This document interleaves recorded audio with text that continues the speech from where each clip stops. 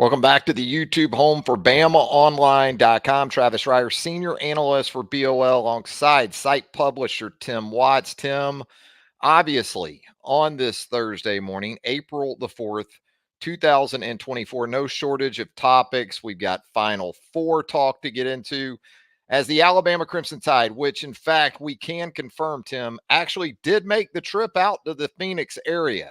There's been a lot of talk about Alabama. It's coming to the end here against a mighty UConn team. If anything, it's UConn that struggled apparently to get out to Glendale. Boy, you talk about nightmares when it comes to plane travel for Danny Hurley's team. But we'll get into some spring football as well, some recruiting, of course, that ever popular roundtable mailbag. Yeah, it's pretty interesting to see Alabama practicing at Grand Canyon. I thought that was we saw Bama fans have some good time with that because our boy Bama Hudson immediately said, "Is it a virtual gym?" With that whole Oh, discussion, geez. that whole discussion of whether or not it was a real If you hear college or about what Alabama practicing at the text. University of Phoenix, then you might Yeah, wonder even yeah. more, right? And then the planes issues for Connecticut, which got to ruin your trip. You know what I mean? I mean, they'll be fine basketball wise, but it probably cuts into their time they had with a little of their free time. And thanks, Bob and Tex. Good to see you guys waiting on us as usual. Absolutely. Always appreciate the viewers chiming in here in the comments. If you have some comments or some questions, we'd love to get to those if we can here. Of course, we're going to have that roundtable mailbag again coming up later in the program. And that is sort of the narrative going into Saturday night's game, right? UConn can't lose at this point. Yeah. Absolutely dominant. No one's going to argue otherwise. The performances in the semifinals of that regional for UConn, and then just the 30-0 run against Illinois in the regional final. No one doubts Danny Hurley's team at this point, despite all the turnovers, similar to Alabama in that regard. When you go back to last year's game between these two out in Portland, there's a lot of different faces involved in that game. A lot of guys have stepped up for both teams, but the transfer portal, a big part of what these teams are utilizing these days as well. So if Alabama's going to win this game Saturday night, Tim, what maybe sits atop your to-do list for Nate Oates' team to pull that off? My first thing is just get yours. Get your offense, make your shots, find your open looks. You're going to have to worry about more about yourself out of the gate than them, I think. I mean, UConn's well balanced, A to Z, good basketball team. That's why they're the number one seed, defending champion and all that stuff, plus their record this year. You got to get your shot. And two, I think you got to be tough. I think they'll want to fight you for every rebound. I think you're going to have to fight for every rebound, check every ball, everything in the post. I mean, you're fighting, you're battling a really good team. And I see I don't know, it is an underdog story, but we've seen much bigger underdogs than this. We've seen this happen before in the Final Four. That's why those stories live on forever. We've seen some of the most unbeatable teams in college basketball history actually get defeated. So I get the hype. For me, it would be hard to be Hurley with everybody just handing us a national championship with 2 games to go. I think he is a coach to motivate those guys there, but all the mental advantage, the disrespect is going to come from the Alabama end as far as what they're hearing from the media. I don't think there's any doubt about that. I agree. I think shot making, as easy as it is, as simplistic as that sounds, that's going to be critical because with Donovan Clingan in the paint for UConn, looks to be a lottery pick coming up at about 7'2". Going to be difficult at the rim. That being said, right, you kind of touched on this too. The physicality of UConn, they're going to look to get up into Alabama. Going to Yeah. look to run Alabama off that 3-point line. I think it's going to be Tennessee-like from that perspective, how Tennessee plays on the defensive side. And then just ball security. In this game last season, again, out in the Pacific Northwest, 21 turnovers for Alabama in that loss to UConn a season ago. Particularly tough night for Javon Quinterly. He had 4 turnovers, just 1 of 6 from the field. So taking care of the basketball. And then when you don't make shots, you better get back on the other end too, because UConn's kind of like Alabama in that pro concept, sort of a pro approach, NBA stuff that you'll see from UConn and Alabama on display. Alabama obviously wants to push the pace, but I think also, again, being forced to take the ball into the paint and taking the ball into the paint and looking for that option, maybe off the ball in the paint that you can give it up to, and then also pitching it out. Create space for your threes by getting 2 feet in the paint and then pitching out and trying to hit those open shooters.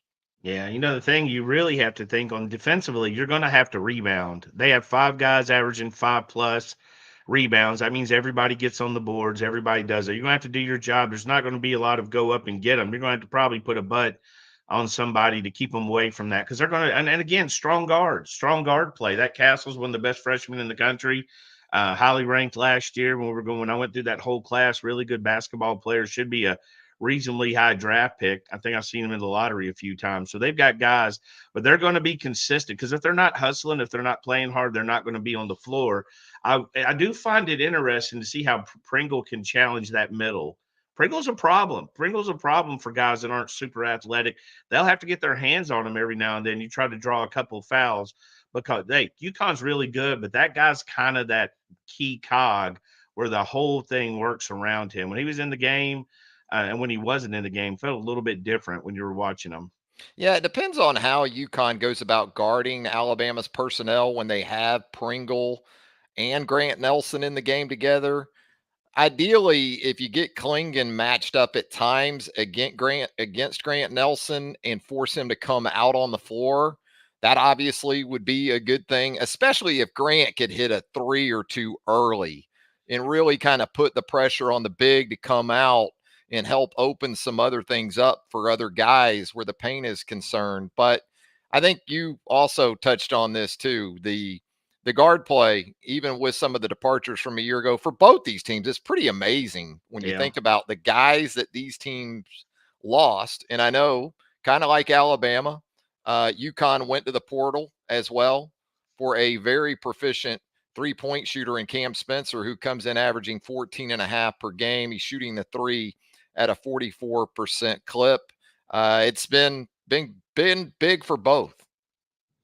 Yeah. I mean, they're going to play. I mean, it's a good basketball team. I think Alabama, you kind of look at this, we see this going to the Final Four, that team of destiny, the guys that catch the wave, they catch the right guy. And Alabama's been that in every regard. I mean, you look at the guys that stepped up in each game. The guy. I don't think any of the last 3 games our pick to click would have.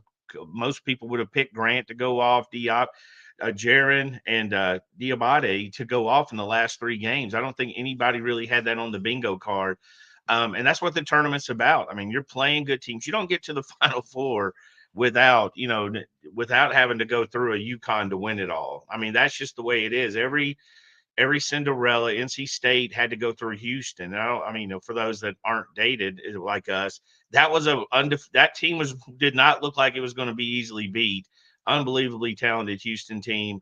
And there's been others through there. So you basically got Cinderella against, the big bad monster. And it's what the Final Four is about. I'm incredibly excited. Like, I'm incredibly excited. Regardless, you can tell me the results now, and it could be a 35-point Alabama loss or a 2-point Bama win. I'm watching it regardless. There's not a chance in the world I wouldn't be excited about this game. Oh, absolutely. I mean, house money. We said it even going into the North Carolina game in the Sweet round of 16, 16, we were let like, alone the Final Four. And, you think about some parallels. 20 years ago, Alabama in Phoenix advanced to its first ever Elite Eight. Now it goes back to the area for its first ever Final Four.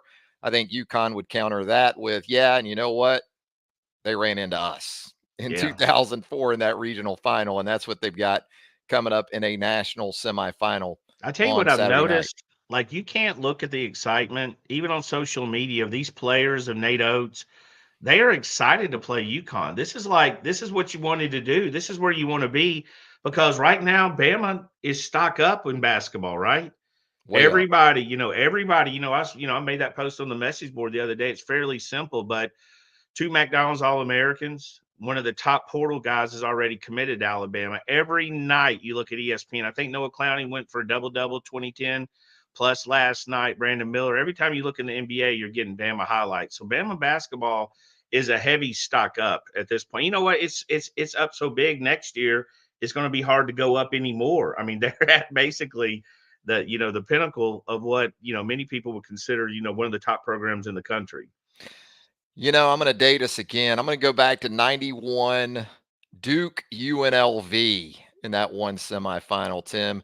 And I'm going to think about Grant Nelson like Christian Leitner. I'm going to think about Jaron Stevenson like Grant Hill.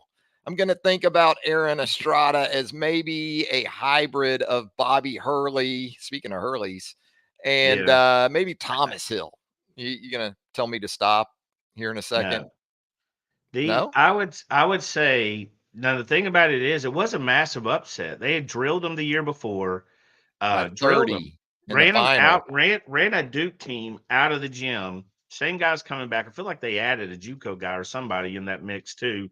Same guys coming back. Unbelievable team. Now Duke was unbelievably talented as well, but UNLV was not seen as beatable. I mean, in my world, that was right there with the 80 Olympics hockey. That was with um, Villanova over Georgetown. That's really dating us. That's really back in our glory years where we were kicking, the tight rolled blue jeans at school. But it was right there as one of the biggest upsets ever, even though Duke was extremely talented. I don't think UConn's as good as that UNLV team, and I don't think No, Alabama's as good as that Duke team. They had again, Grant Hill was a pretty elite player. One of those guys you just forget how great he was. He was an NBA dominator too. absolutely. And you think about, again, some of these past situations that you've outlined. And so when you think about Mount UConn, which is the best way I know to describe this team and this program, having won the national championship last year, being an 11.5 point favorite to advance to the Monday night final, that is a steep climb. There's no doubt about it for Alabama, but I think Nate Oates is getting great mileage out of the naysayers and out of the ability at this point to be able to play free and loose. And then perhaps we see Latrell Wrightsell back on the floor come Saturday night, Tim. Yeah, he sure looks like he wants to play. I mean, he's had the worst luck since was it before the Florida home game? Is that when this started? It was pretty close to that. Yes. It was Yeah. near that end of that run where they had 5 out of 6 games, which were really tough to get to the SEC tournament. But yeah, he'd be a big player to have out there shooting threes. I mean, Bama could be a problem. They make shots; they're a huge problem. If they don't make shots, it's a much more of a battle. And also nerves. Where does nerves come into play? I mean, does Alabama get tight? Now all of a sudden it's no longer house money. They realize they're up big and they got a big bet on the table. Does UConn, the one thing about UConn, this is how good they are also, they haven't really been challenged. There's nothing been, it's been a while. I'd have to look. I probably their last loss since they've been challenged late in the On the game, road since at they've been Creighton. pushed. Yeah, that was Yeah, their it's been last loss. it's been a while. And look what they did after. They did not resolve that. No, The thing about basketball is, what is it? Indiana's the only undefeated college basketball team ever. Does that sound right? 70 Bobby Knight, definitely 70. one of them. UNLV couldn't do it in 91. I can only Uh, Duke wasn't able to do it in 92. I mean, we're talking yeah. about some teams for all Yeah. time that haven't been able to do it. Yeah, so there's a reason. I mean, you don't want to have too long of a streak. I think it's the mindset of many college coaches. You don't want to be on a 21 game winning streak. Not that UConn is, but they've been on a heater. So you got to it's almost like one of the Rocky movies. You just got to battle as long as you can, get late in the game and see if you can make plays. Because so far they've made a lot of big plays when they had to, I still go back to that Grand Canyon team. I think that team was mess. I think they were trouble from day one. I think they had talent. They had one incredible player that stood out, which often carries you in a game. I thought they were athletic. I thought that was a really good challenge. Physical. Yeah, Yeah. physical. So I think that team has really paid dividends, that win for them, and that really put we're the underdog role on Alabama. They really came out of that game. You remember before the game, chip on their shoulder. After the game, chip on their shoulder. The whole virtual fans were there, everything was going on. So I think this run's been pretty good as far as mentally where they needed to be to make any kind of run like this. I think they've been exactly where they need to be. One of the few things I don't like about the Final Four is that we go arena, arena, arena. Then we get to the Final Four and we go dome, football stadium, essentially. We had been doing that even at the regional semi and regional final round. I know the old Georgia Dome used to host some Sweet 16s and some Elite Eights. Thankfully, we pretty much eliminated all that, but still, and we get it, the money is too great to turn down when you get the opportunity to hold an event of this magnitude for 40, 50,000 people. You're going to capitalize on that. But maybe that's part of this too, for one of these teams. And look, UConn ended up blowing Illinois out, but that was a game at the half. They'll Illinois actually wasted a great opportunity because UConn offensively was not good in the first 20 minutes of that game. Yeah, and Illinois was a team that was on a heater. They'd Yep. played some really impressive basketball. I mean, I watch the NBA a lot. So 18, 20-point runs aren't a big deal. You don't see them in college as much. You usually get a foul, free throw, layup. You get something out of there. Somebody will hit a three. But to watch a 30-0 run, I mean, it was just like it's completely going inept on offense. Connecticut, that's one thing Hurley's going to do and Nate Oates is going to do is they're going to reach into their team and find whatever they can. I don't know what they've got in them, but they're going to find it and get it out of them for that game. I'm looking forward to the sideline theatrics. Last year when they played, they had a little yelling at each other. You know what I Kerfuffle. mean? There's a little discussion going on in the game. You know what I mean? I think Hurley said maybe something about Nate asking for fouls or whatever, which was ironic. But obviously, two guys that are close that go back and probably pretty excited to be there, including Connecticut. Yeah, there's no greater foul hounds, I think, in all of college basketball than the Hurleys, right? Between Yeah, Bobby and Danny. Oof. Those two yeah, can get after the Zebras they pretty like good. yeah. So, hey, let's talk some spring football at the University of Alabama because it continues to roll on through the second half of those 15 practices in Tuscaloosa, Tim. And we talked about this too, the sense of urgency now with that second transfer portal on the immediate horizon. I mean, you don't even get everyone out of the stadium for a day, and you're into that April portal these days. So, with that, scrimmage number 2 coming up for the Crimson Tide. It's also Coaches Clinic weekend. David Cutcliffe returning to his alma mater as one of the keynote speakers for that clinic. And, we talked about some areas of this team with Jimmy Stein earlier in the week that are perhaps in need of some help, even as it sits right now. Are you hearing anything? Let's talk about areas where we know this team is pretty much set. When we talk about core players for this 2024 team and kind of the guys that you can count on, where do you start with that? Offense, defense, any which way you want to go with it? On offense, I think you start with Jalen and both interior guards. I think they're two of the best in the country. I think they both could be All-American candidates. Probably hard to be on the same team and be the first team All-Americans, but they're certainly talented enough. On defense, I go to Deontay Lawson and Malachi Moore. I mean, those guys are staples, not necessarily in this system. I mean, nobody on defense really knows this system. They're all learning it.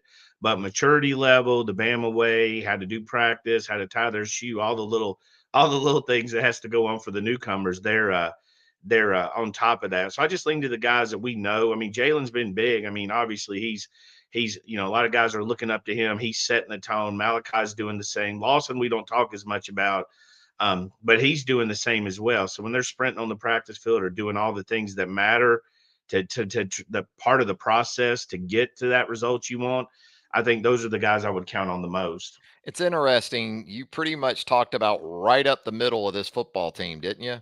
And when we think of Kalen DeBoer offensively, right or wrong, right, correct or incorrect, we think about the perimeter. We think outside. We Yeah. think throwing the football. But where you're talking about has been especially interesting with this potential look for Kalen DeBoer in year one because it is the interior offensive line with those guards you talked about. It is the quarterback position, perhaps being able to supplement some things for you even in the ground game. And then that running back position too. Yeah. You're losing some key pieces there.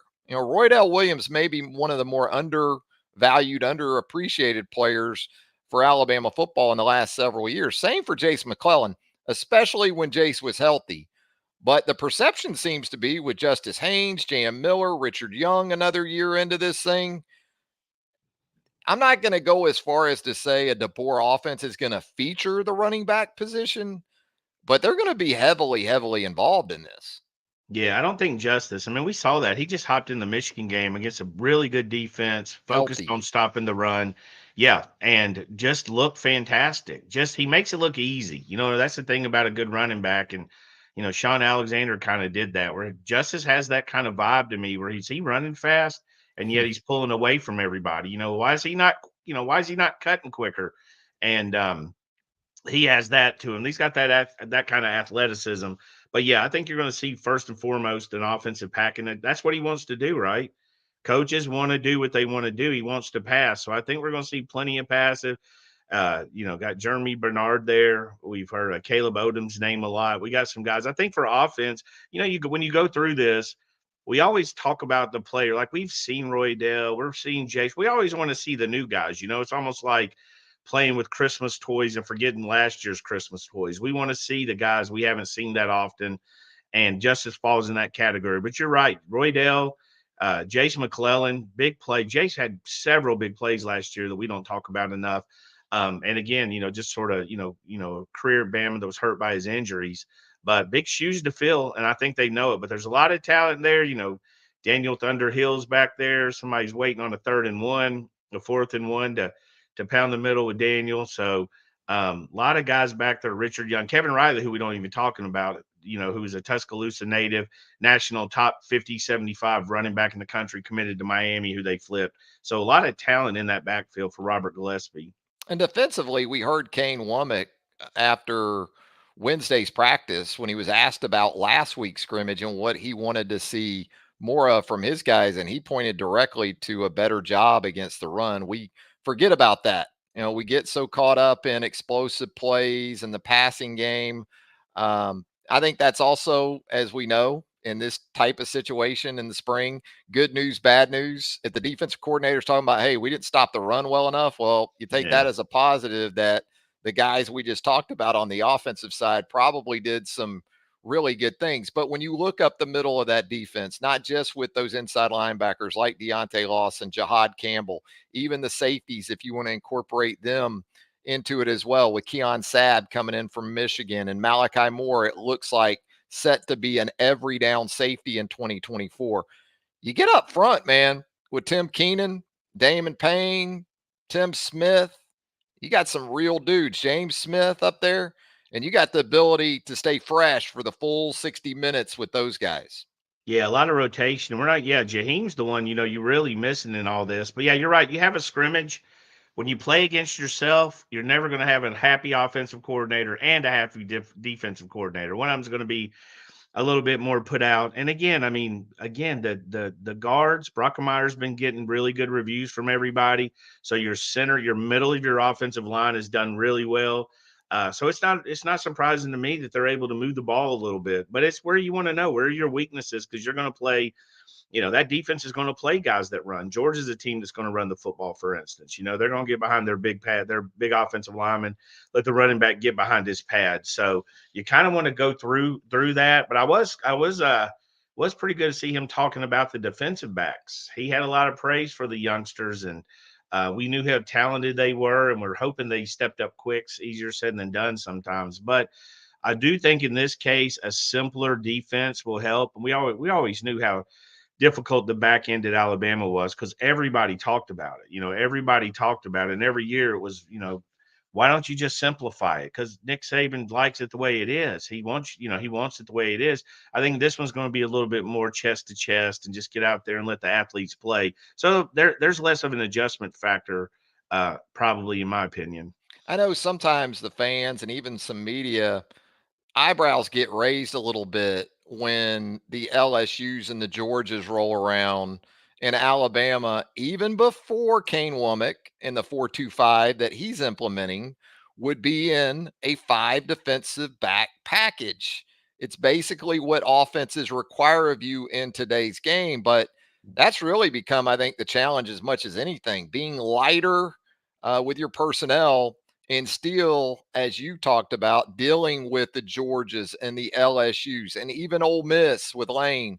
They're still going to try to run the football. Tennessee, for that matter. We talk so much about the 2-by-2 splits and the wide receiver splits, but that's a lot just to get you spread out to try to run the football. So that's still where it's going to start for the Alabama defense in 2024. And we talk about these areas of strength for Alabama, Tim, but we still know what we're going to be focused on the most, that young secondary, the offensive tackle positions, Miles McVay, Wilkin Formby getting some work with the ones at the right tackle position, Elijah Pritchett at left tackle, Naquil Batron, the Texas A&M transfer in that mix as well.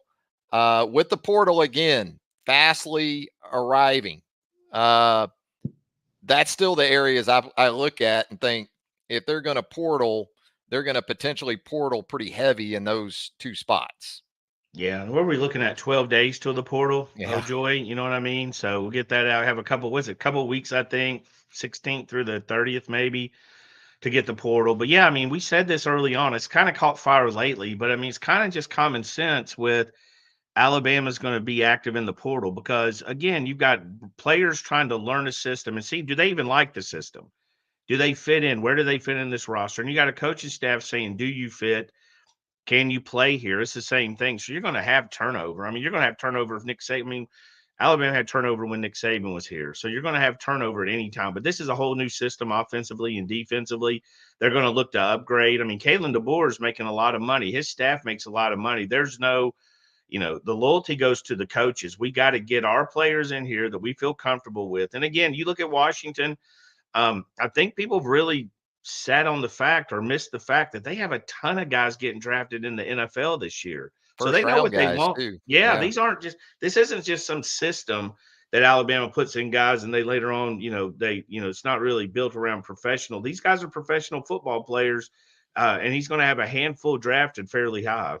Yeah, it's going to be fascinating when the draft rolls around. And speaking of the NFL, college football is becoming more and more like the NFL in that with the transfer portal and the movement we're seeing now, it's almost as if you've got to identify your 30 to 40 core players, and then those are the guys that you feel like you can kind of depend on in transitioning from portal window to portal window and keeping that core together for as long as you possibly can. Tara checking in on this Thursday morning, Tim. Roll Tide from a snowy morning in New York. Couldn't be us. Snowy, couldn't be us, but We went to New York, freezing cold, and thanks for joining in, Tara. And we wanted to see the snow, and of course, there's no snow. It was just freezing cold. So I'm telling you, New York, when it's freezing cold with no snow, is not as much fun as when there is snow. yeah, I I imagine. I wouldn't just think. saw it on Home Alone. I'm going to catch that snow eventually. Hey, we also want to remind you if you haven't subscribed to our YouTube channel as of yet, we certainly encourage you to do that. Subscribe, like, turn on those notifications. You'll get all of our YouTube content from BamaOnLine.com as it drops. Tim, you want to head to the mailbag? Because we got a lot. Yeah, they came up big. I was trying to goat them at one point. Then they actually ran us right over, didn't they? So yeah, let's get it. Thanks for everybody that gives us these the questions in the mailbag. This has really took off and it's fun. And at least we're answering what you guys want to know. I'm going to call you Coach Tim in that mailbag. You go in there and you coach them up, try to inspire them to participate, and look, they keep coming through. I just said Absolutely. who wants to be a hero, and then Right. they Yeah, I mean, who's stepped going to say up. no to that? I mean, everybody wants to be a hero. Absolutely. Tide Hashira is a regular contributor to our mailbag, and he'll get Thank things you. going this morning. What are y'all going to be eating for the Final Four? He asks. Will y'all be able to watch Bama baseball versus Arkansas after A Day? We'll start with the Final Four menu. Tim Watts, what do you got? I hadn't thought about it till he posted that. Literally, Me he's either. like, "Oh man, I need something." But wife does a really good chicken chef. It is some kind of chicken dip, chicken cheese dip. Buffalo It's really chicken good. dip. That's it. That's absolutely it. That rocks. It's Well, let me fire. tell you, we've been putting on a taco shells, adding a little bit, whatever you want to go with it. It's an unbelievable taco. That's better than just eating chip after chip with it. So that's probably going to be my go-to. That's one of my favorite things we've sort of concocted in the last 3 or 4 years. The dip's always been good, but I was like, I'm getting so old and so lazy. I'm like, man, it's a lot of dip chipping. Let me just stick this on a loaf of bread or something. I was I on the think verge of putting it on a piece of bread. Yeah, when you feel like you can make a sandwich out of something, it's good. You Yeah, feel like, hey, I can just put this on 2 pieces of white bread and just go to town. run it. That's good stuff. I think we're gonna do pizza and wings. We're gonna keep That's it good. pretty traditional, pretty standard, nothing too crazy for the Final Four. Also, Bama baseball versus Arkansas after A-Day. Boy, I'll tell you, Alabama baseball and Rob Vaughn, I'm sure already knew this, but we'll get more into it later in the mailbag, I guess, as well. Uh, no weekends off in the Southeastern Conference. Heck Nice no. series win last weekend against South Carolina, but it really doesn't matter. And absolutely, if you're in Tuscaloosa for 8-day weekend and you get that opportunity, make the most of it. Yeah, absolutely. I mean, this literally, they've won, what are they, 4 and 5 maybe? But they've won Yeah, series against two top 10 type teams. I don't know if South Carolina is that high, but they're pretty high. And Tennessee, they won both those series. Then they got swept at Georgia with just one of the hottest hitters I've ever seen in my life and at any yeah. level. Yeah, that dude's like hitting at a Barry Bonds Got clip in nearly that 20 Bama. bombs already. Yeah. Oh man, I mean it's so easy for him. You know what I mean? That bad really want to make him. I really want to see what he could do with the wood bat. He's a natural hitter. He's really, really good. I don't even remember his name, but for the Georgia guy, they were really good. Ran into a buzzsaw, had a chance to win a game or two. One game for In sure that kind of got double away header. from. Yeah. Yeah, they had one they could have got snuck out of there. That's huge, but no rest. They're going right back. I mean, Arkansas's number one in the country, right? Right I feel like there. they're. Yeah. There's about Yeah, I feel 17 polls now, but yeah. yeah, what is the deal? How does everybody just doing a poll? We're We just got to making come it. up with a T Watts and TR collegiate baseball poll. Maybe we'll get that going. So I'm looking at one Baseball America right now. D1 baseball is really fi- good.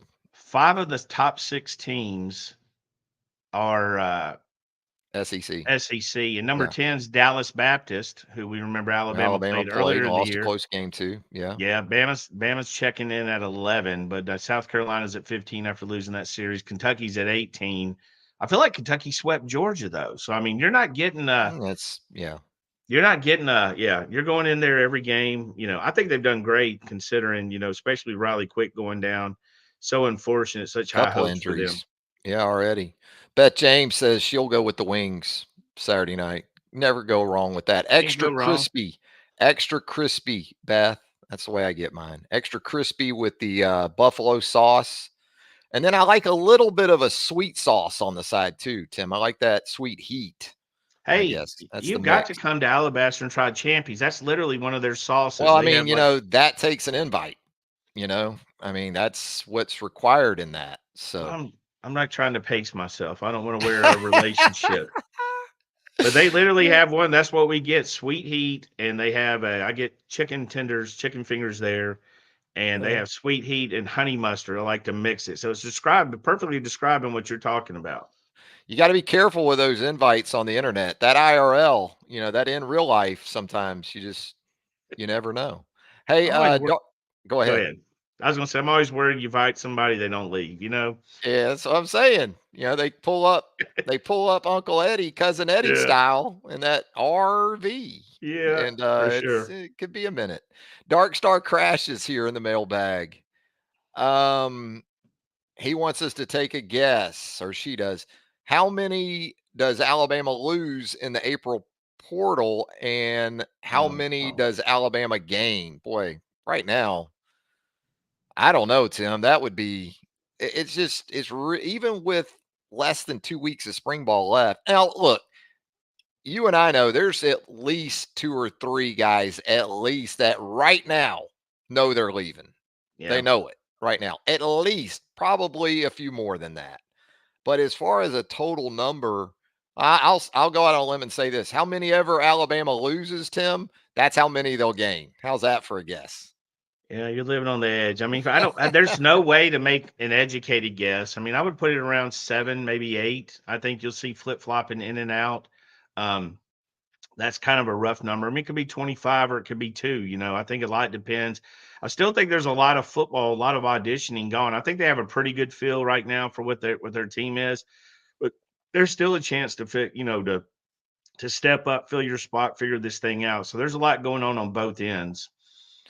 There is a lot to contemplate, no doubt about it. Also, Dark Star Crashes asks, do y'all feel less, more, or same tied in with new football staff building as you did with the previous? Boy, I'd say access has opened up even more than it had previously. I think that's pretty obvious. But in going from staff to staff and regime to regime and having a feel for what's going on over there off Bryant Drive, Tim, have you sensed any changes in that regard?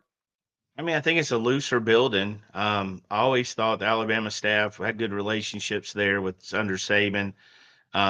The media overall, Charlie Potter, you know, Jimmy, Clint, all y'all getting access to Crazy them more. has Yeah. been, yeah, that's been amazing.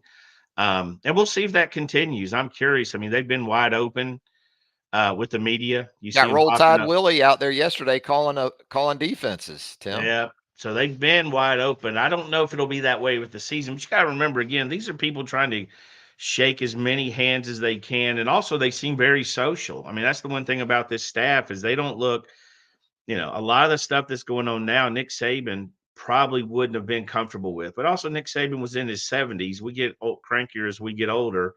I think that he was such a practice focused guy that it naturally had to get a little looser. But also, I think there's an ends to the mean here as well. I mean, they've got a lot of recruits.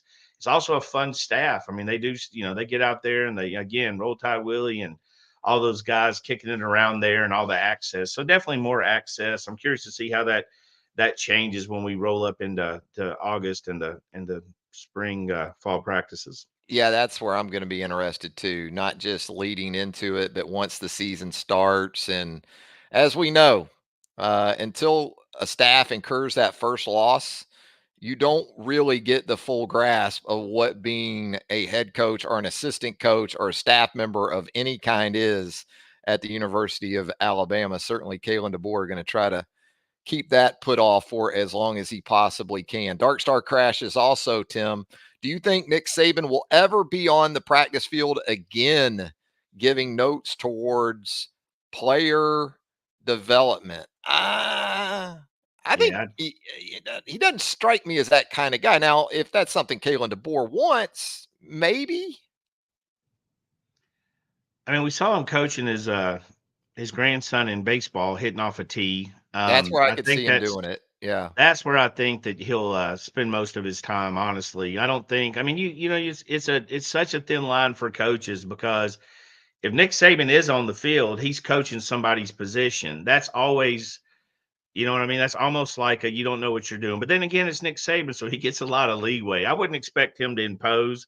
I think he'd be more comfortable with the phone call, um, somebody calling him and to discuss something or coming into the office or meeting or whatever, then I think he'd be. I don't think he wants to be seen on a practice field again. no. It's probably hard for him to be on a practice field, not be the coach. I mean, it's not like, you know, he's almost like lost a limb to some degree, you know, like he's, you know, I don't know if he could control. That's why we were talking about him doing a day with the microphone. I'm not sure how long he could go without barking out orders. You know, Exactly. and I think he's a very respectful guy. I don't think he'd ever do anything to demean or take away from Kalen DeBoer. Nick Saban likes all the info he can get too. So if you're going to ask him to come out to practice, I would think for him that part would be incomplete. He likes to know the background. He likes to know the who, the why, what makes this guy tick. Why does he do the things does? It's not just the physical attributes or that part that Nick Saban is uh, very much in tune with, as we've seen in the past. We got Vicom here in the roundtable mailbag, Tim, who says just out of left field, but it has been a long and fun ride with you two from the rival days till now. Thanks for the years of hard work and loyalty to us, the fans. It's weird looking back that far, Tim. Hey, thanks for that, Vicom. Thank you. We appreciate that. Not a question, but we appreciate that just as much as any question. And yeah, it's been quite the roller coaster for me and Travis. We went through a lot of coaches, go through the greatest coach ever. We've lost coaches on spring break. You know, we once lost the head coach. We visited the Panhandle, and so we've been through a Never came lot. back. But the basketball's kind of hit the pinnacle that we've always wanted to see, and expected. So yeah, it's been crazy how the world has changed. Crimson Lawyer here in the mailbag. T Dub, if you could get one recruit for Bama this year, who would it be? Maybe your overall favorite, or maybe not. But for this Bama team and system, who would your gimme pick be? Look, I can't get past the two California guys, Jackson Lloyd and Loves them. Josiah Sharma. I just can't get by the defensive line, the offensive tackle, Jackson Lloyd, baseball, basketball kid, big, almost 6'7", close to 280 pounds, just left to visit Alabama. Bama needs tackles. You need to kick that class up. But obviously, if I look away, the ones I'm most familiar with, Derek Smith to me was a get of all of them. I think he's a good football player. I think he's a scheme fit. He's an in-state guy. He would probably get close to that.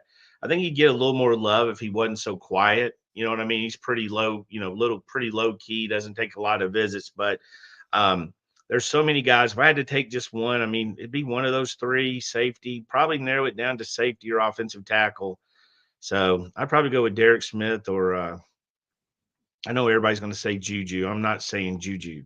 I mean, I know this staff knows way more than I do. And look, it's still to be determined, I guess, with Derek Smith. But man, when I watch that guy on offense, That's how I uh, felt. and it's like safety, and I'm sure he'd be a hell of a safety Yeah. or defensive back in general. But with It that kind reminds of, me it oof, reminds me of the same discussions with Jalen Mbakwe, right? yeah, it's Like, true. are you seriously going to be on defense? Is he seriously going to be on defense? Because we know he'd be good on offense. We've seen it, but I think that just comes down to players' preference too. Some people like, not everybody. It's funny. Early in this business, everybody wanted to score touchdowns, and later on, we've seen them actually wanting to be on that defensive side of the ball. So Somebody's got to make the money over on defense. But yeah, boy, when and you there's look a at this lot. upcoming draft, Tim, and you see all these wide receivers that are going to Yeah, go in the first round now, oof.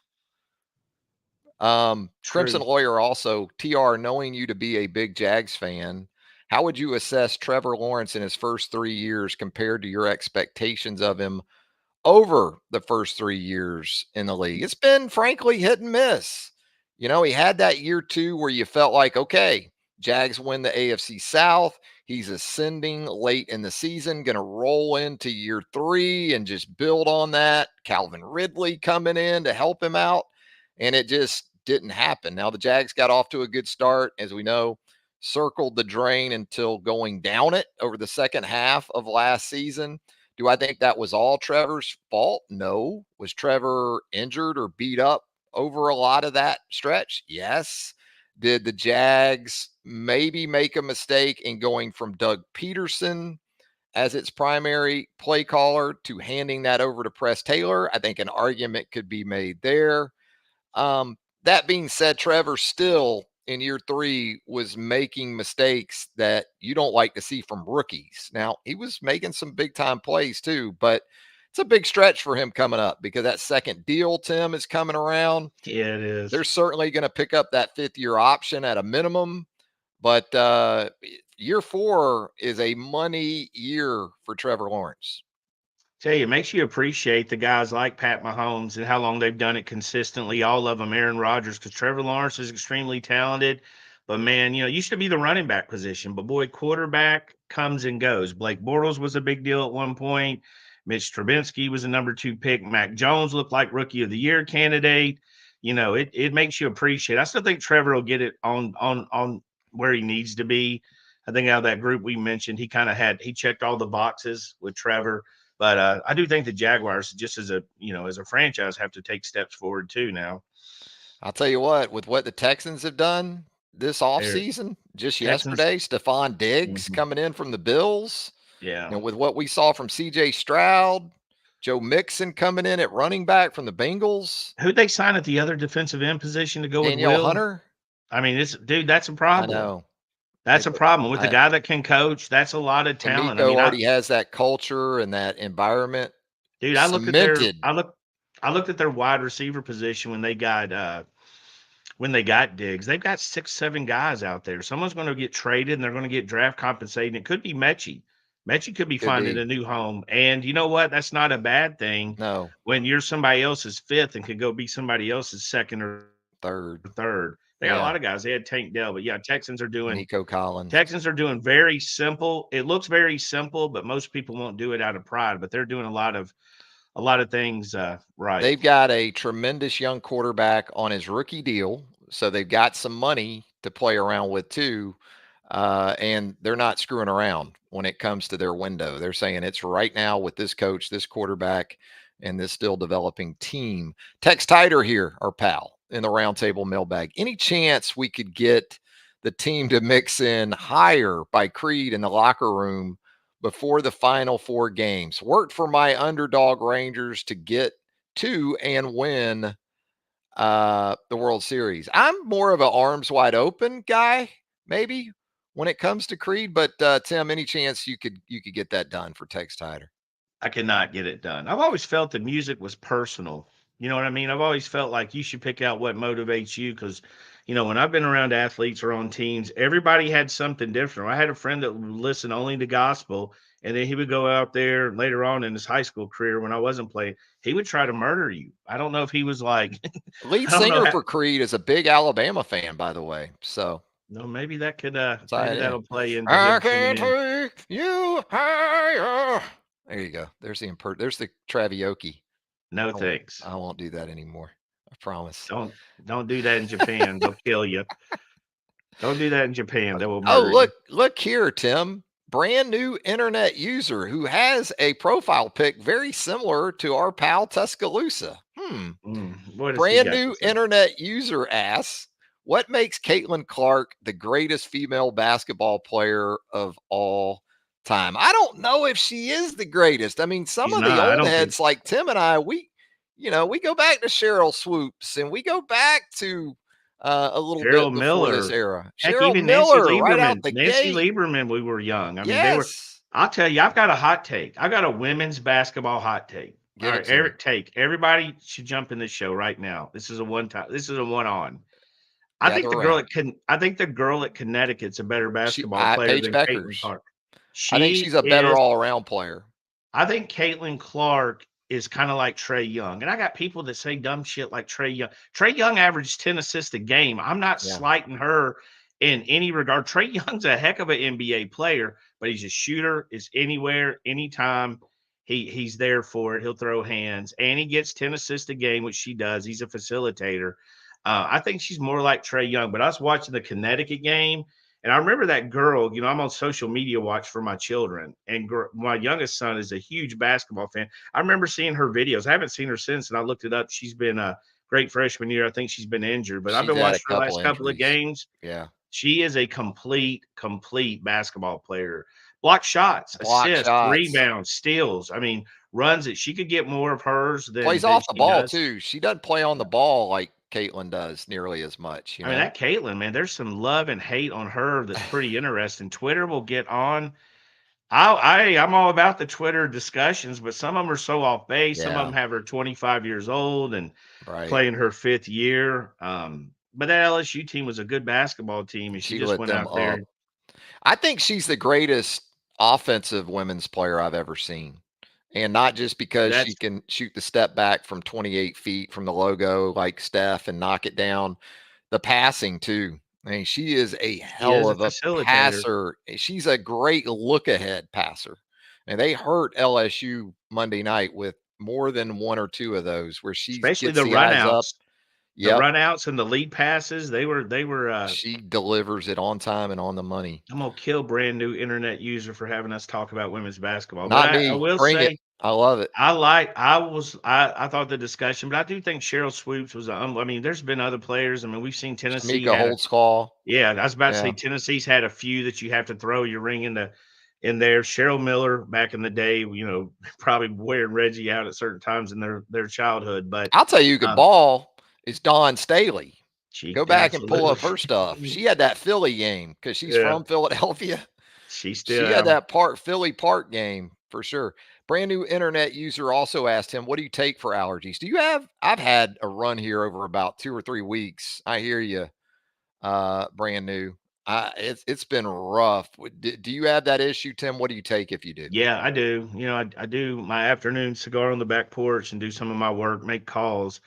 Um, Yeah, that pollen will get me. And I never really had a lot of issues till the last 10, 15 Yep. years, and it's been bad. I just take whatever my wife hands me. And I usually don't even Your know it's tech. pollen. Yeah. Well, I'm dumb because I don't really know it's the allergies. And I said, I feel like my head's hurting. I got like a head cold. She's like, it's Sinus headache. allergies. And I'm arguing, it's allergy. It's not allergies. And she's like, just take it. And it does tend to get better. But I can find out if he really is serious. I'm an Allegra guy. I've tried I Zyrtec. think that's Just one of them. hits me funky. Allegra works well for me because I have the pollen deal, and then I'm also allergic to like cats and things like that. So You're a yeah, mess. I know. I'm a lot. You're a mess, Travis. How about some more brand new while we're at it? How much does a Final Four run expedite the building of a new arena, if at all, Tim? Do we even know for sure Nate's like dying You to just have a went to a new Final arena? Four coming out of Coleman. Why would you build a new Yeah, one? I get the fans, having been at Coleman's, so many times. It's a different environment. There is a quiet element to it. I've sat in the booster sections. I mean, it's hard even to get a ticket for an Alabama game in the first 35 rows, it feels like. Yeah. I think it's just sold out, to the, boosters, and then they don't resell their tickets and all that stuff. You don't see as many out there. I don't know. Does Nate Oates want one? I mean, because that doesn't that affect his Nate NIL? wants NIL collective. I That's what I was That's about to me say. talking for Nate. Nate Yeah. wants the NIL pool. That's I what don't think that's that what players care about. I don't think the new arena would be that big a deal. I think it's always going to be talked about. But I think the fact Auburn got one, we're not going to let them have, they can't have anything we don't have, basically. You know what I mean? I think that's aggravated it, agitated it a little bit. But it's an older arena. But some of these older arenas have a flair to them, a feel about them. Um, I don't know. I don't know if that'll make. I don't think it helps him because I think he wants players. That arena is what? How long is it going to take to build one of those things? I mean, you're talking about, I would think, I mean, I'm no construction project Two. manager or anything. I would say 2 years. That's what I was saying. So it's hard, for a guy trying to win a national championship now to see that. For I think Maybe he'd you love could to have. time it out where and you really get it done, you could miss just one season, you know? I Well, mean, they've if been you working build on it that. in a certain way, you could probably stay in Coleman and build the other one, I perhaps. will say they've been working on that road between Birmingham and Atlanta since I was born. So Brutal. I'm pretty sure those cones haven't ever moved. I feel No. like they've been working on that Think same about the area. company that owns those cones and how much money they've made off of just leasing them I know to they the couldn't state. work for BOL. We would run their that road would have been fixed in 3 weeks, all the way from Birmingham to Atlanta. Brand new also asked, have we seen changes to how Alabama handles NIL since the courts have put a temporary hiatus on enforcement and ruled that rules can't be retroactively enforced? Obviously, I think talking about the Tennessee situation, I think it's certainly a greater point of emphasis now moving forward. Regardless of that, it was Yeah. going to be the case. I haven't, Tim, myself, been made privy to any massive changes, but in terms of, again, importance, it's only going up. Well, really, right now you're in the discussion stage, right? This is Kalen DeBoer's first class, the whole staff. So I mean, all that'll come to a head once they're on campus. But yeah, um, I think this staff is more open to using it than Nick Saban was, and that's not the least bit surprising how Nick Saban's stance on it. We all knew the warning signs that came with it, but we also see what the Jimmies and Joes are doing, and you kind of want to get in that ballpark. You want to get the same guys you got to battle. So yeah, well, long answer that could have been shorter. Yeah, I think they're more open to it. I think people are more open to giving. I think Alabama's had more success. Probably wants a lot more success, but I think they have had more success. Brand new, also, as we close out with When brand he new here. comes, when he comes, he I comes mean, hard. Hey, it's, we appreciate it. At yeah, one we do point, too. It's like at that one UConn 30-0 run against Yeah, at Illinois. one point he was like one of two guys asking questions. It Now he was. does He he does was. every question in a different post, trying to get his post count up and impress me. But And he also, he bumps it up. But for this account, he's, he's still trying to get that one up. Uh, how many of Alabama's current quarterbacks do you expect to still be on the roster at the close of the spring portal window, Tim? We talked about this a little bit Monday with Jimmy too. Yeah. Yeah, I think these guys are built mentally. I think they're right. I think they're okay. I do agree it's going to be hard to keep all four probably on the roster, but Ty Simpson's one everybody mentions, but I don't get the feel Ty's dying to run out of here. You know what I mean? I think that you want to get your right quarterbacks. They obviously, they're all in on Jalen. They like Jalen. They like Austin, who they brought with them. So, I mean, I'd go three. Literally That's the what I over and would go. unders. Yeah, the over and unders probably 3.5. Oddly enough, we'd be that close. I don't think massive change will come unless there's some kind of mutual understanding, but two for sure is going to be there. I think Jalen and Austin will be there for sure. I think those are the two you can count on as well. JP 1412 here in the mailbag. What are you hearing on Parker Brailsford, the Washington transfer at the center position? Any new update, Tim?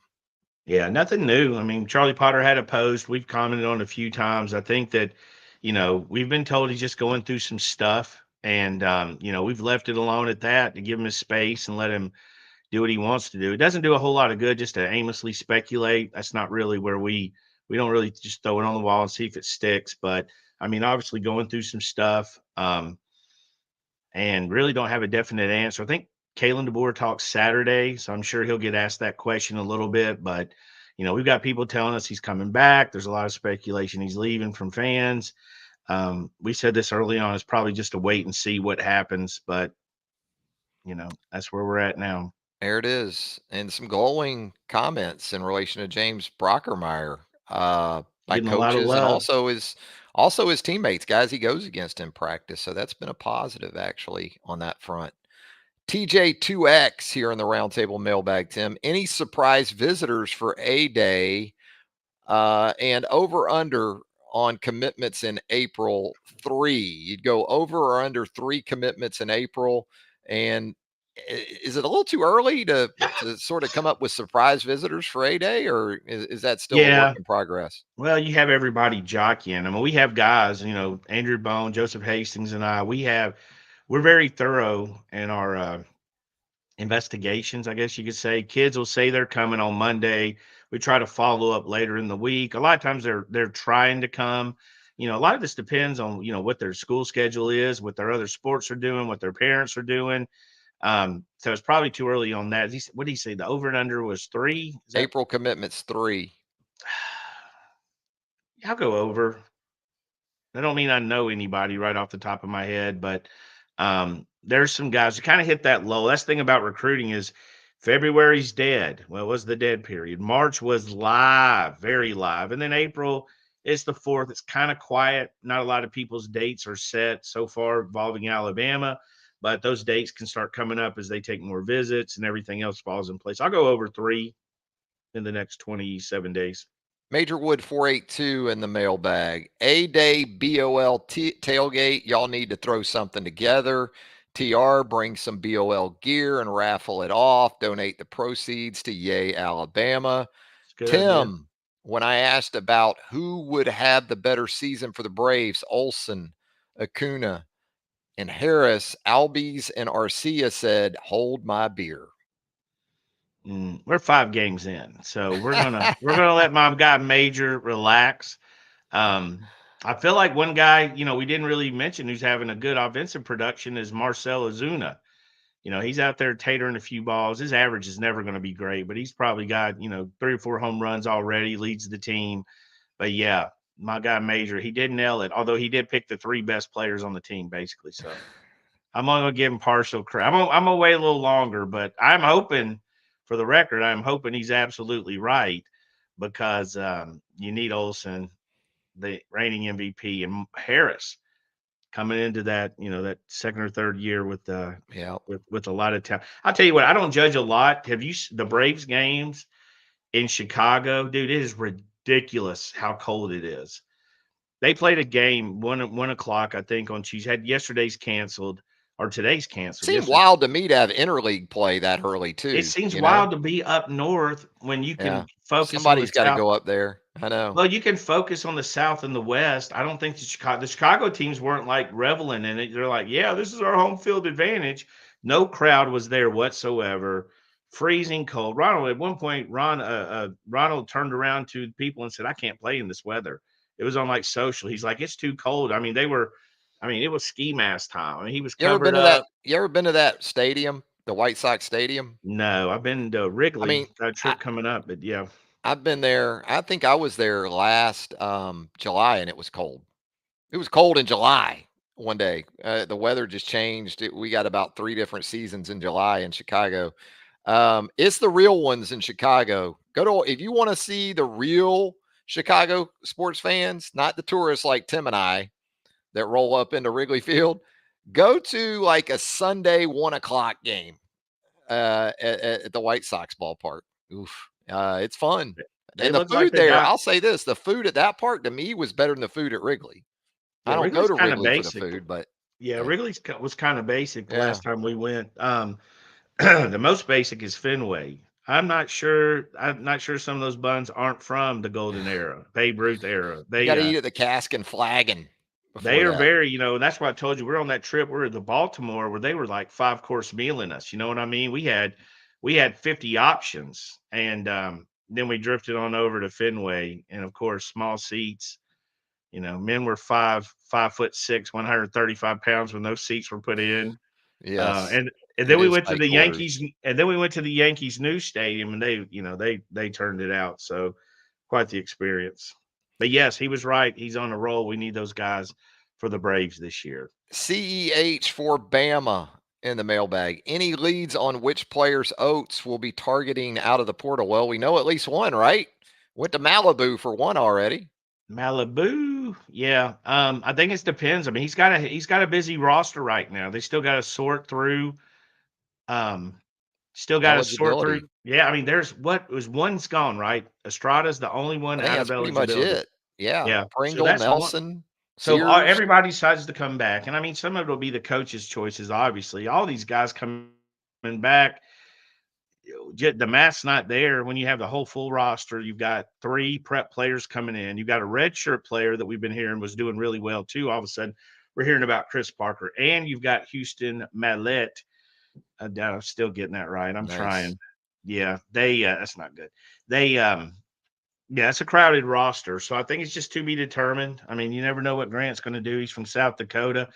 I do think this late run really's got him pretty excited. He's probably, I was talking to people close to him. He's pretty down about some of the heavy criticism at the end, but just down about his play, really. I mean, he knew he was better than that. So to be determined. There's not going to be a lot of like golden answers for exactly how many people are coming in and out because there's so many variables.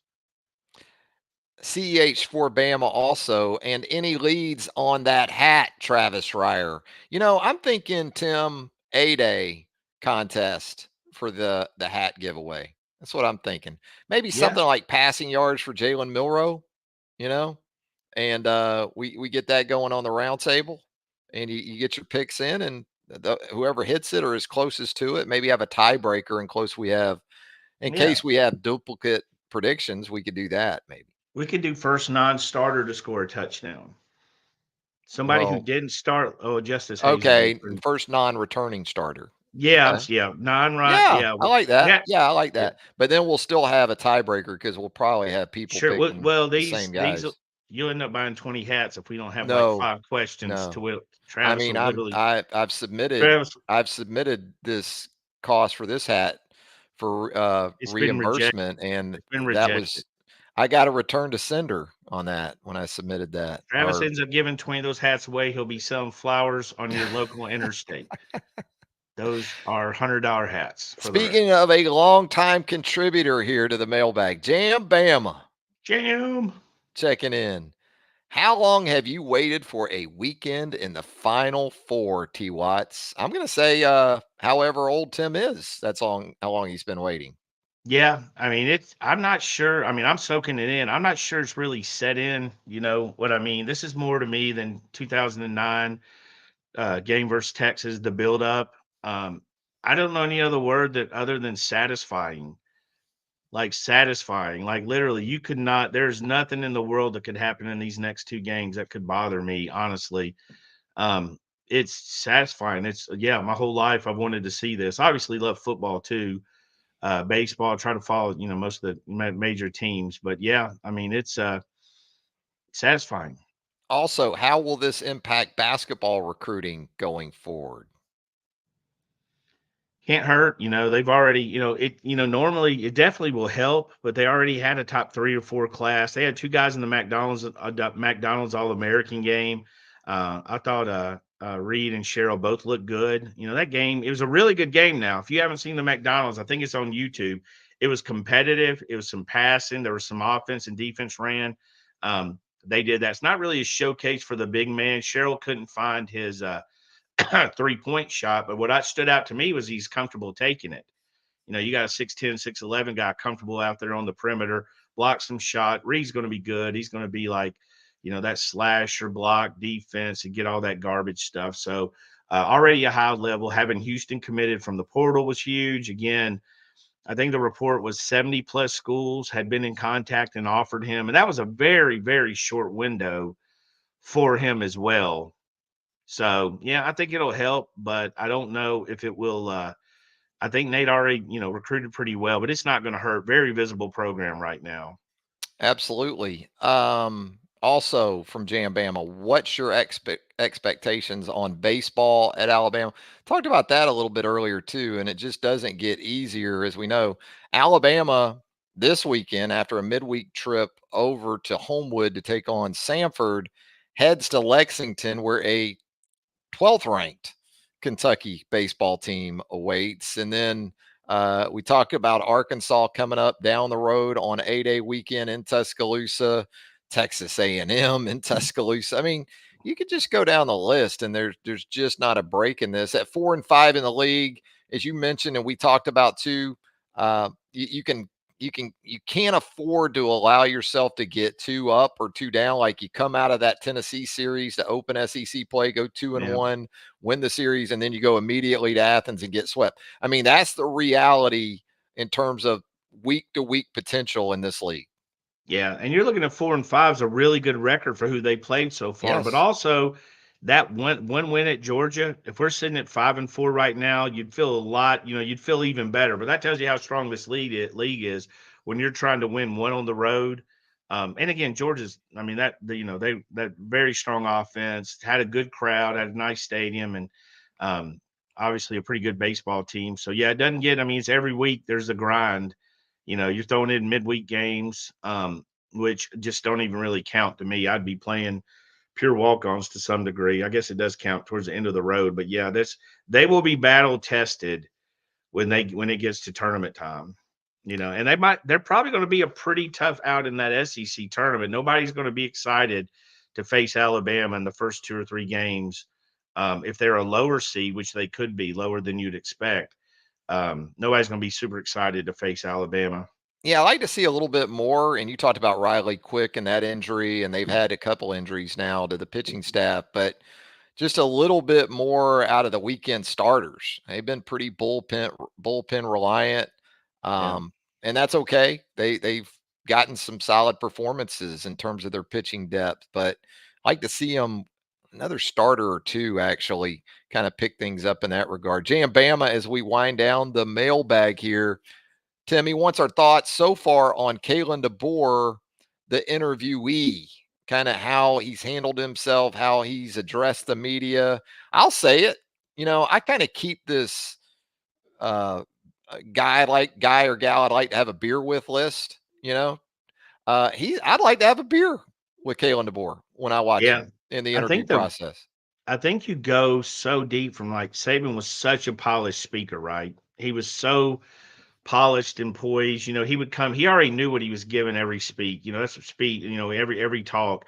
He would walk in there to the media and go off on the first question. His answer would have nothing to do with the question, right? He had something he wanted to say, or he was just super polished. I mean, you've seen him speak, you've seen him on TV, which is what you'd expect. You know what I mean? From a guy doing it this long at the level he's done it, you'd expect that. But to see Kalen DeBoer, there's a little more, like you said, a little more.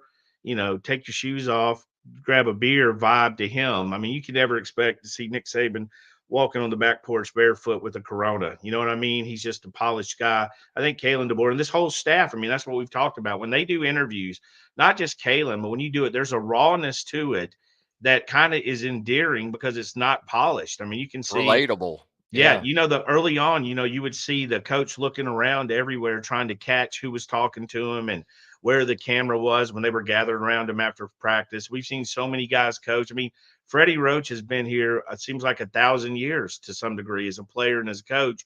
His name's when he was interviewed. I remember one of my buddies texted me, he said, that's the first time I've seen Roach talk since he was the linebacker at Alabama. And I was like, it's Same. kind of, it's the guy. Yeah, I mean, we're all that way. And it was interesting seeing all of them talk and different tones and clips and accents and everything. But yeah, Kalen DeBoer, as much as we see, that's easy to see what he's done, but it's what we hear when he meets with parents and mentors and coaches and all of that. All the reviews have been really good, of how he handles, those things. Now, genuine is a word I think. I don't know if it's used a lot, but the description of what they're saying is he's genuine. So Yeah. very good. Relatable. And as you Hey, said, what matters most is how he connects yeah, with parents and prospects and his players. And sure. from that standpoint, it seems like it's very, very strong in that regard. Hey, we do have some comments here from our viewers who we appreciate greatly. Again, if you haven't subscribed to our YouTube channel, we certainly hope you'll do that. Hit that like button if you don't mind. That would help us out as well. Turn on those notifications. You'll get all of our YouTube content as it drops right here on the BOL home on YouTube. BTR90 says, Tim can't buy hats. He has to buy more cargos. Come on, TR. Well, I hadn't thought My of that. He's my people probably know right. me. My people know me. I don't know how the cargo got common knowledge, but it did along the way. I'll tell you this, viewers, when Mr. Travis Reier was telling me that Ah. upscale department stores are again carrying the car. Here's the thing with I cargos, was in a reputable rep, department store reputable, last night. One of those two level at the Galleria. You know what I'm expensive. talking about. And I'll be damned. I'm up in the men's section, and every brand up there, including Polo, has the damn cargoes out. What has Me, happened? me and Ralph go back. Ralph saw me somewhere along the way on a trip with the kids. Surprised I'm not the Uh, model. RL, I'm as you call I'm them. the Yeah. middle-aged man model for that. This is what we want. We want comfort. We want hoodies, sleeves or not sleeves. We don't I mean, care. every section I walked through had cargoes. They're never gone. You might Uh, not see them, but they're we're not always here. timeless. They're not They timeless, Tim. are. I mean, back to Nam. I mean, have they not? I mean, Well, it's damn it. anything is anything kept coming back. I mean, They're like cockroaches. You can't kill them. You think you kill all these palmetto bugs and they just keep coming back. all we hear is we're going to be here when y'all are gone. That's all Uh, I'm hearing right now. Timothy, as we wind up here. Awesome. Good morning. My favorite show on YouTube. Thanks for that, Timothy. Thank That's you. not Tim Watts either. I really believe Yanze and Quay Rusal going to blow up this year. What y'all think? Well, I mean, you're kind of president of the Quay Rusal fan club, so I know what you think about Quay Rusal, but Yanze Pierre is a part of that class too, and that physical development and the strides he's trying to make, Tim. Yeah, I feel like Kalen DeBoer talked about him yesterday, He right? Some did. of the edge rushers developing. The thing about Pierre, he does remind you, of course, he's from Eufaula, plays the same position, but he does have that Courtney Upshaw just going to work vibe. You know what I mean? Like you never saw Courtney at Alabama. He hardly ever had his hair cut. He just went out and worked and went to school and grinded. Remember the touch that thing for Courtney had that grown man uh, mentality about him, and I think that Pierre has that same thing. So I see him.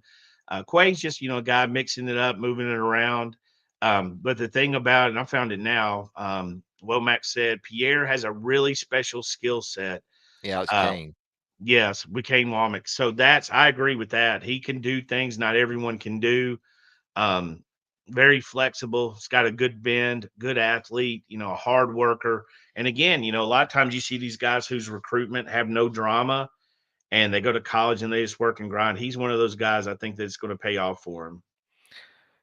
And that's going to do it for the latest edition of T Watts and TR. Tim, I know on behalf of you, myself, we certainly appreciate the viewers. We appreciate our subscribers at BamaOnLine.com. If you haven't subscribed to BOL, you need to do it right now. No better time. Final Four, spring football. You got the spring sports moving. Recruiting never stops. We got the transfer portal window that's about to crank up again as well. Trust me, trust him when we tell you it never stops at BOL, especially right there on that round table, Tim. Yeah, I'm not happy about that portal. Not happy. Again, we just out You're not 30. We had transfer portal Tim. it just seems like Alabama, Michigan will go through it too, but it seems like a lot of these schools with head coaching changes were really punished. I still can't get over the 30-day window. Yeah. That I mean was that was that was a learning process, wasn't it? Wow. that is a short jail sentence for somebody who's on the verge of going to prison. There's your last chance where they're trying to give you. They're saying this is a warning because if you do it again, we're locking you in Shawshank. So, but thank you all. We appreciate the questions. Appreciate you watching. Like Travis said, give us a likes, thumbs up. Growing this show, we're going to hit 10,000. We're going to have some kind of Yes. celebration. Yeah, something. I'm streaking the quad at 10K. Oh, wow. We'll be Maybe I down to. like, you know what? On second thought, I think I like cargos now. Yeah, I think I'm good. You All prefer? right, All right. Tim. I know we'll Appreciate have it. a lot of stuff right there at BOL and right here on the YouTube channel as well. So stay in touch with us, and we look forward to staying in touch with you. For Tim Watts, Travis Reier, until next time, so long, everybody.